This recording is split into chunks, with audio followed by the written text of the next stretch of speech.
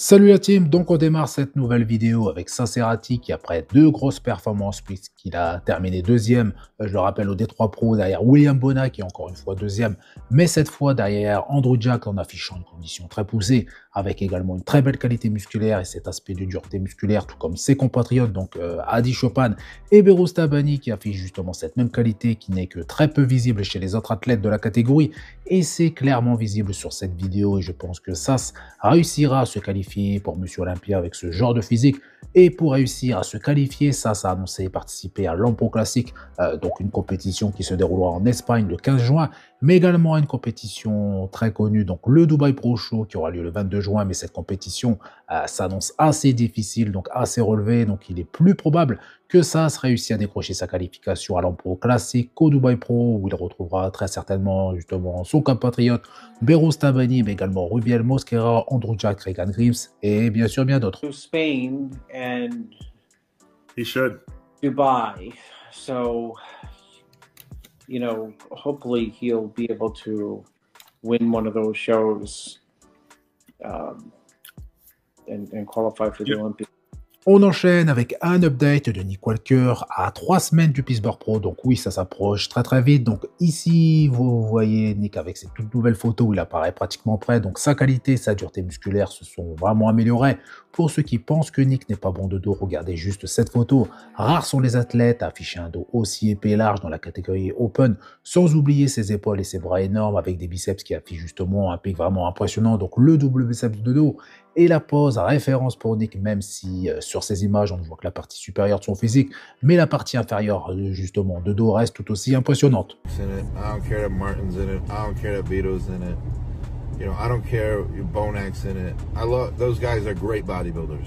Phenomenal bodybuilders, actually. James is in it. All phenomenal. But at my core, at my heart, I know when I bring it, I bring it. And I know I can win this show. I know I can beat everyone.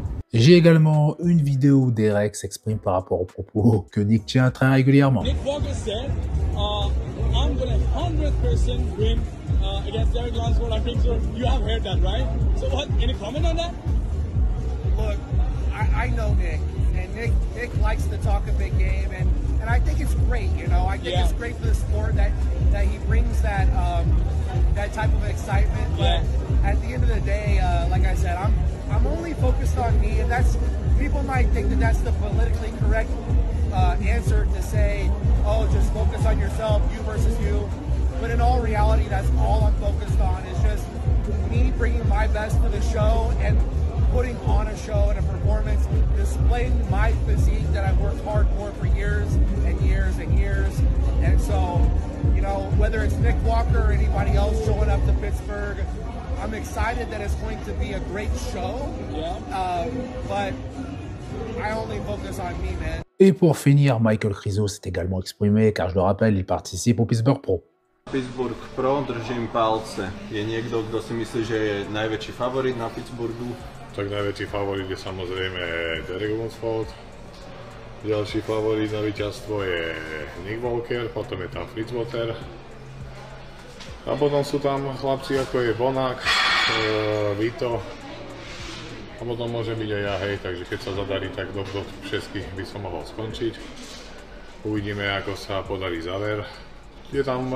Ensuite, voici un update de Martin Fitzwater qui partage très souvent des vidéos photos à contre-temps avec quelques semaines de décalage comme ici à 8 semaines alors que nous sommes à 3 semaines du Pittsburgh Pro et même si Martin a fait une apparition sur scène aux côtés de Samson Dauda lors du D3 Pro. Donc Martin est pour moi toujours plus impressionnant sur scène que sur le réseau et c'est ce qui est justement très rare mais c'est le plus important. Et j'annonce un Martin Fitzwater au top de sa forme avec son meilleur physique depuis ses débuts pro grâce à son évolution depuis la saison dernière. D'ailleurs, j'en avais déjà parlé dans une de mes dernières vidéos. Un physique qui sera plus complet, plus volumineux, plus rond, sans casser sa ligne, car Martin n'a pas élargi justement sa taille concernant la condition. Elle sera équivalente à celle déjà présentée, je pense, la saison dernière. Je pense également qu'avec ce physique, Martin peut faire très mal et personnellement, je ne trouve rien à dire de négatif même, si bien évidemment on peut toujours améliorer certaines zones, donc à voir une fois que la condition sera plus poussée. Dans tous les cas, je vois Martin Seawater batailler pour la première place dans quelques semaines au Pittsburgh Pro avec Derek et d'ailleurs son préparateur a laissé une petite vidéo, donc plutôt il a participé à un podcast et il a lâché justement cette phrase. He was in Germany and I went to his room to... How does he look getting ready for Pittsburgh? You guys are in trouble. Uh-oh. Really? That good, Full, huh? full stop. You're in trouble. Really? Oh, you don't give out No. too many In compliments. big, I'll make it big time trouble. J'ai également quelques updates de nos Français, donc on démarre avec Florian Poisson à presque 126 kg à 6 semaines du Calipro et la condition, vous pouvez le voir, est au rendez-vous, donc mollet, adducteur, quadriceps énorme avec de belles rondeurs qui laissent apparaître justement de belles séparations. La sangle abdominale semble également prête avec une peau qui est très fine, ses épaules sont également très rondes, mais reste à voir si sa chaîne postérieure sera aussi découpée, mais également si son dos, une fois découpé, sera assez complet pour défier certains top athlètes de la catégorie Open qui participeront également au California Pro dans quelques semaines. On enchaîne avec Big Ramy qui semble toujours aussi énorme à travers les dernières photos et vidéos qui ont été postées sur les réseaux sociaux. Donc Big Ramy a annoncé vouloir participer à Monsieur Olympia 2025 et selon lui, il y aurait 80% de chances qu'il soit bel et bien sur la scène d'Olympia sans participer à aucune autre compétition. Et vu son physique, il se pourrait justement qu'on le retrouve Big Ramy sur scène en espérant que ça ne soit pas uniquement des paroles. Mais Big Ramy a déjà expliqué il y a quelques mois qu'il souhaitait justement revenir à son meilleur niveau ou alors très proche pour être le plus compétitif possible et pour le moment, justement sur le plan du volume, Ramy est présent, reste à voir justement son physique dans quelques semaines, plutôt après quelques semaines de préparation, si justement elle commence cet été. Donc personnellement, j'espère que Big Ramy sera bien sur la scène de Monsieur Olympia cette année, même si je suis conscient qu'il ne retrouvera jamais son meilleur physique et principalement à cause de certains groupes musculaires atrophiés. Le deuxième français de cette vidéo, même s'il n'est pas encore pro, il s'agit justement de Nathan Monzongo qui est à 3 semaines des régionales aux Pays-Bas et il enchaînera avec Olympia Amateur en Espagne dans cette semaine. Donc logiquement, Nathan doit concourir en classe physique pour tenter de décrocher sa carte pro. Donc d'après plutôt cette vidéo, Nathan affiche une belle ligne de face avec un physique qui est plutôt équilibré. Au niveau de la condition, à 3 semaines de la compétition, ses quadriceps manquent encore de séparation, de même de dos, encore du travail pour afficher des fessiers striés, des ischios découpés. Ses cuisses manquent également d'épaisseur, mais reste à voir Nathan justement sur des vidéos de meilleure qualité. On enchaîne avec un update de Ramon Dino, l'un des tout meilleurs athlètes de la catégorie classique physique, et il y a énormément d'attentes le concernant avec Chris Bumstead qui maintenant est à la retraite. Donc sur ces images qui ne mettent pas du tout justement son physique en valeur par rapport à l'angle de vue, mais également à l'endroit qui est assez sombre. Mais aussi, je pense que c'est la raison principale. Ramon doit être en période off avant justement d'entamer les choses sérieuses dans quelques semaines. Donc ici, son physique est moins volumineux, moins rond et moins découpé. Mais pour ses fans, pas d'inquiétude, Ramon va revenir justement à son top niveau. Sur cette vidéo, c'est beaucoup mieux, mais ça ne change pas le fait que Ramon soit off. Pour moi, il l'est, et malgré ça, on peut voir que la chaîne postérieure de Ramon a évolué, il affiche un dos plus complet, un physique de dos qui est équilibré, de belles cuisses larges et épaisses. Donc Ramon aura des compétiteurs qui ne seront pas du niveau de Chris Bumstead, mais ils seront justement très durs à battre.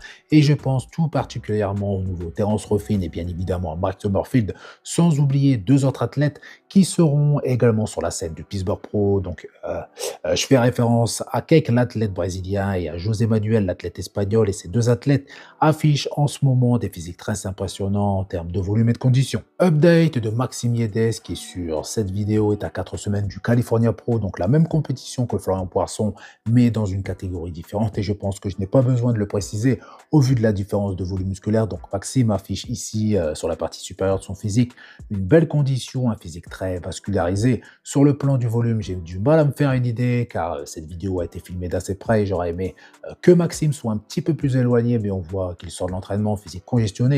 Maxime a également amélioré son deltoïde postérieur, c'est clairement visible ici. Point fort d'eau qui pop bien le face, c'est dommage que ses trapèzes inférieurs ne soient pas aussi épais que ses trapèzes moyens, et pec assez plat mais à voir après la recharge. Et on finit avec un update de Blessing à début filmé devant un miroir. Et vous savez que je n'aime pas ça, mais ça permet quand même de voir le physique de Blessing pendant cette préparation et principalement ses points faibles, c'est-à-dire ses cuisses. Et elles semblent meilleures, même s'il ne faut pas s'attendre à un miracle. Il n'affichera jamais des cuisses comme Florian Poisson. Mais Blessing affiche un physique plus complet, plus équilibré, ce qui améliore sa ligne de face. Au niveau de la condition, elle semble correcte, sans réellement savoir dans combien de temps Blessing sera justement sur scène d'après ces dernières déclarations. Il pourrait participer au New York Pro, les compétitions qui suivront. Donc voilà, c'est tout pour cette vidéo. Donc comme d'habitude, je compte sur vous pour faire péter les pouces bleus, ça fait plaisir. Vous pensez également à vous abonner pour ne pas rater mes prochaines vidéos et je vous dis à bientôt. Salut!